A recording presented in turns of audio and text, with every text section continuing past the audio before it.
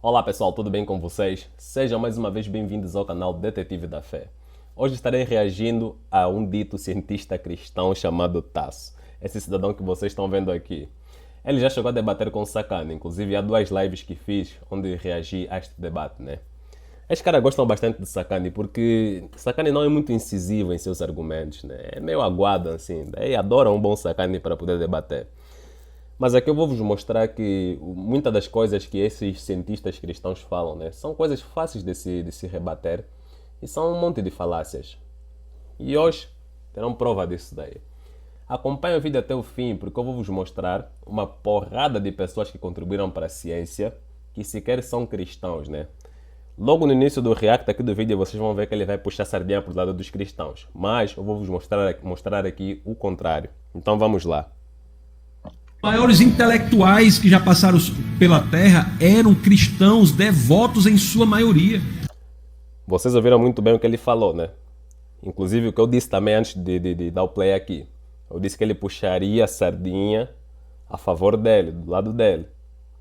E ele disse que os maiores intelectuais que já existiram foram cristãos. Tem outras pessoas que contribuíram bastante, que eram intelectuais, que não eram cristãos. Para a ciência, inclusive, contribuíram bastante para a ciência. Em épocas remotas, se formos comparar com o ano em que estamos, né, que é 2024. Se nós pegarmos a Mesopotâmia, galera, naquela época lá da Mesopotâmia, hein, onde estavam lá os sumérios, os caras já observavam as estrelas. Os caras já trabalhavam triângulos, retângulos. Entendem? Se compararmos esse povo com o que é atualmente, são arcaicos, mas já estavam começando com alguma coisa por aí. Capite? E vou falar também de outros que não eram cristãos, que estavam na Ásia e na Europa também. Mas ele puxou a sardinha só para o lado dos cristãos. Por quê? Porque ele é cristão. Muito provavelmente deve estar lá numa palestra, né, que o público, cuja maioria aí no público deve ser cristãos. E daí tem que ludibriar sempre, né? Falar aquelas falácias, aquelas mesmices, só para agradar o gado. O maior cientista que já existiu, Isaac Newton. E quantos aqui... Citou o maior cientista que já existiu, Isaac Newton. É uma questão de opinião. Para ele, não é que isso valha para todos, não. Para ele, o maior cientista que existiu é Isaac Newton. E falou de Isaac Newton especificamente porque ele era cristão. Entendem?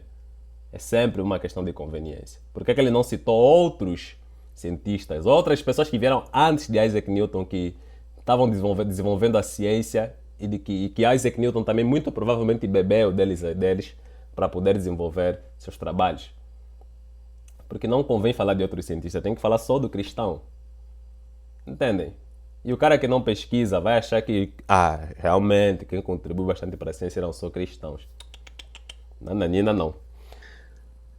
Que estão me ouvindo sabe que Isaac Newton escreveu mais sobre a Bíblia do que sobre ciência.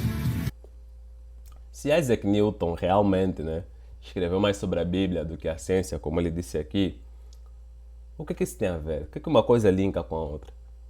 É a Bíblia que inspirou ele a desenvolver seus trabalhos científicos? Não, porque senão seria uma pseudociência. Do mesmo jeito que quem defende o DI, que será design inteligente, faz. Entendem? Eles misturam suas crendices, suas teosofias com ciência. Não elaboram nenhum artigo, nada, não são respeitados no meio acadêmico científico. Por quê? Porque eles são alquimistas dos dias atuais. Entendem? Isso é que é complicado. Então, se Isaac Newton hoje é reconhecido por seus trabalhos em cálculo, em física e afins, né? É porque ele não misturou a sua crença, não misturou a Bíblia com as pesquisas. Senão seria mais um DI da vida e não seria levado a sério. Religião é uma coisa, ciência é outra coisa. O que você faz num laboratório, por exemplo, não tem nada a ver com o que você vai fazer numa igreja. São coisas completamente distintas. Eu estou dando aula na universidade pública, às vezes aí chega um aluno chega para mim todo assim, escondido, professor queria falar uma coisa. O cabo da universidade vai dizer para mim que é aquele que fala, parece que está confessando um pecado. Aqui eu concordo com ele, né? Se a pessoa é crente, não tenha vergonha de falar isso numa universidade. Também porque se criou uma ideia assim, né, toda errônea de que universidades são lugares que transformam pessoas em ateias, né? Tem esse potencial, mas Não é algo que funciona assim de forma eficiente, porque nós temos várias universidades que têm muitos crentes. É uma realidade. Então não há problema em quem é um crente, né? Uma pessoa que seja um crente. Ter essa vergonha também de falar isso numa universidade. Não há problema não, porque são a maioria. Eu digo, e qual é o problema, meu querido, de você ser crente? Isso aqui é o seu ambiente. Então começa a elevar a autoestima dos seus filhos e a de você. Agora ele vai falar um negócio que parece inofensivo, mas pode ser perigoso. Eu vou vos mostrar do porquê. Vocês mesmos achar que não é ambiente para você. Nós temos que conquistar o espaço acadêmico, conquistar o espaço cultural, produzir cultura. Nós temos que conquistar o espaço acadêmico, o espaço cultural. Nós quem? Os crentes, que ele está falando aí, né? Eles já estão em espaços acadêmicos e culturais. Como eu disse, tem muita gente que está em universidades que são crentes. Inclusive, existem universidades vinculadas a instituições religiosas diretamente. Não estou falando de uma católica da vida que tem uma universidade aqui e ali. Se você vê essas tais universidades, são assim bem laicas, né? Estou falando realmente igrejas que agem diretamente em universidades que constroem, né? Você vai ver que geralmente quem entra aí são quê? Crentes. Se nós sairmos do nível superior e irmos para o nível abaixo, existem escolas que são específicas de igrejas, cujos participantes, que são os alunos e tal, são membros dessa igreja. Entendem? Então o cenário é esse daqui. Existem muitos crentes em várias universidades por aí, no país. E não há necessidade de conquistar mais. Qual é o problema que há nessa fala dele que parece ser inofensiva, né? Temos que conquistar mais e tal. A conquista será mais no sentido de que de eles quererem enfiar as suas crendices em universidades, deturpar o que seria o currículo, né, já estabelecido pelo Ministério da Educação, das matérias que devem estar em respectivos cursos, e enfiar lá DI, enfiar lá crendices, disciplina disso, daquilo, deturpar o que já está estabelecido dentro do campo científico, entendem? Ali é que eu discordo. Essa conquista eles não podem ter.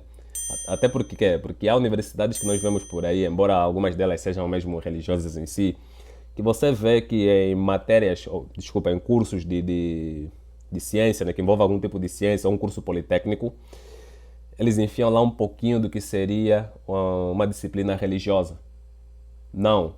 Universidades em si já têm teologia para isso, né? Pelo menos aquelas que lecionam curso de teologia. Já tem teologia para isso. Ciência é ciência. Politécnica é politécnica. Não mistura. Ciências humanas e ciências humanas. Não dá para misturar as coisas, senão vira uma bagunça.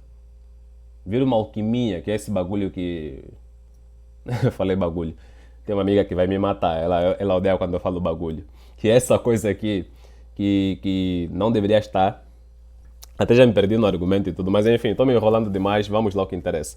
Ele tinha dito que os maiores intelectuais eram cristãos. Galera, eu tenho esse livro aqui que se chama O Livro da Ciência. Logo no início, né, desse livro, vocês vão ver que é uma porrada de gente que não eram cristãos, que começaram com a ciência, que contribuíram também para a ciência. Então vou ler aqui para vocês. Mesopotâmia, como eu tinha dito antes, né, então vou ser repetitivo, eles estudavam já o céu, observavam as estrelas e trabalharam também a questão do triângulo retângulo. Mas se nós formos ver, por exemplo, os gregos, né? Um pouquinho mais para frente. Em 585 a.C., Tales de Mileto prevê o eclipse do Sol. Em 530 a.C., Pitágoras funda a Escola de Matemática de Crotone, hoje sul da Itália. 500 anos antes de Cristo, Xenófanes encontra conchas marinhas nas montanhas e calcula que a Terra inteira já tinha sido submersa na água. 450 a.C., Empédocles sugere que tudo na Terra é feito de combinações de terra, ar, fogo e água. Deu uma viajada, mas já era um começo. 325 a.C., Aristóteles escreve uma série de livros sobre assuntos que incluem física, biologia e zoologia. 300 a.C., Teofrasto escreve investigações sobre as plantas e as causas das plantas, instituindo a disciplina da botânica. 250 a.C., Aristarco de Samos sugere que o Sol é o centro do universo, não a Terra. Errou feio, mas pelo menos não disse que a Terra é o centro do universo. 240 a.C., Arquímedes descobre que a coroa de um rei não é de ouro puro ao medir a impulsão da água. 240 a.C. Erastótenes, amigo de Arquímedes, calcula a circunferência da Terra a partir das sombras do Sol, ao meio-dia, em meados do verão. 230 a.C. Tessíbio constrói as clepsidras, relógios de água, que há séculos são os mais precisos marcadores de tempo do mundo. 130 a.C. Hiparco descobre a precessão da órbita da Terra e compila o primeiro catálogo de estrelas do mundo. 120 d.C. Da China, Cheng Heng discute a natureza dos eclipses e compila um catálogo com 2.500 astros. 150 d.C. Almagesto e Cláudio Ptolomeu tornou-se o texto oficial sobre astronomia no Ocidente, apesar de conter muitos erros. Enfim, estavam começando, né? Ano 628, o matemático indiano Brahmagupta esboça as primeiras regras para o uso do número zero. Ano 964.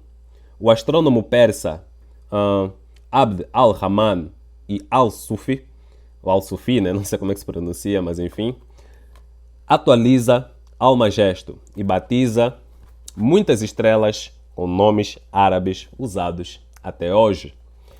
Ano 1021, Al-Hazen, um dos primeiros cientistas experimentais, conduz a pesquisa original sobre visão óptica. E é muito provável que Isaac Newton se inspirou neste árabe para poder desenvolver também o seu trabalho sobre óptica. Então, Al-Hazen é que começou primeiro com óptica, por exemplo, né? Todos que eu citei aqui não são cristãos, não foram cristãos, desculpa, não foram. Inclusive, essa visão que vocês estão vendo aqui no livro, aqui, ó, essa linha de tempo aqui é algo panorâmico, mas resumido. Mas aqui ainda fala também de outros que contribuíram para a ciência, gente. E não tem nenhum cristão. Se nós pegarmos a ciência na Ásia, por exemplo, né? Aqui fala do quê? Da China, onde os chineses inventaram pólvora. E com elas fizeram o quê? Fogo de artifício, foguetes, armas. Fizeram os foles para trabalhar também metais. Inventaram o primeiro sismógrafo e a primeira bússola. No ano 1054, astrônomos chineses observaram uma supernova que em 1731 foi identificada como nebulosa do Caranguejo. E ainda tem mais outras coisas aqui que eu não vou ler, que é para não estender demais. Mas aqui fala também de indianos que trocaram informações com eles e por aí vai. Tem a questão dos islâmicos. Na área da medicina, por exemplo, aqui, né? Deixa eu ver aqui, medicina. Cadê? Aqui, ó. O físico Al-Razi apresentou sabão, entre parênteses, sal de ácido graxo, e distinguiu pela primeira vez a varíola do sarampo. Galera, vocês estão entendendo? Geralmente esses cristãos ditos cientistas se apegam muito em cientistas cristãos, né? Que vieram posteriormente a essas outras figuras que citei aqui e beberam desses outros que começaram com estudos científicos nas suas respectivas áreas. Eles citam os cristãos, mas não citam esses outros que não eram cristãos. Para quê? Para continuar a fazer com que o gado que houve esses tais de cristãos religiosos, né, ache sempre que o cristianismo é que contribuiu para a ciência. Pessoal, essas pessoas aqui, é bem provável que também tenham suas crenças, né? Também tinham suas maluquices aí, crendices, e tentavam misturar de alguma forma também com a religião. Não todos, pelo menos alguns. Mas a questão é que, quando era pesquisa científica, eles faziam algo a par daquilo que eram as suas crenças, para não virar uma alquimia da vida, para não virar um DI da vida, para não virar uma ciência de misticismo, entendem? E são pioneiros que abriram espaço para que pessoas como Isaac Newton, que vieram posteriormente, puderem desenvolver trabalhos um pouquinho mais elaborados. No caso do átomo, por exemplo, não foi uma única pessoa que descobriu o átomo assim de primeira aqui, e como ele é composto. Teve um que teve que descobrir primeiro o campo catódico, para outro depois descobrir que tem um elétron e por aí vai. E depois construírem aos poucos o modelo do átomo. Entendem? Então é praticamente isso daí. Esse cidadão aqui, como vários outros cientistas cristãos, né? Usam as mesmas falácias de sempre, falam as mesmas besteiras, tudo para fazer com que o povo fique sempre naquela mesmice de sempre, naquele engano mesmíssimo de sempre, né? Mas aqui eu mostro coisas diferentes que é para também fazer as pessoas despertarem um pouco, beleza? Se você gostou bastante desse conteúdo, não se esqueça de se inscrever, ativar o sininho e dar o like, porque isso ajuda bastante no engajamento do trabalho que venho fazendo por aqui, beleza? Me sigam também em outras redes sociais, porque lá também tenho feito assim um trabalho mais voltado para a comédia, né? Que está sendo muito bom, muito engraçado mesmo, tá bom? Então a gente se vê numa outra ocasião, espero que fiquem todos em paz. Um grande beijo, tchau, tchau e até mais, valeu!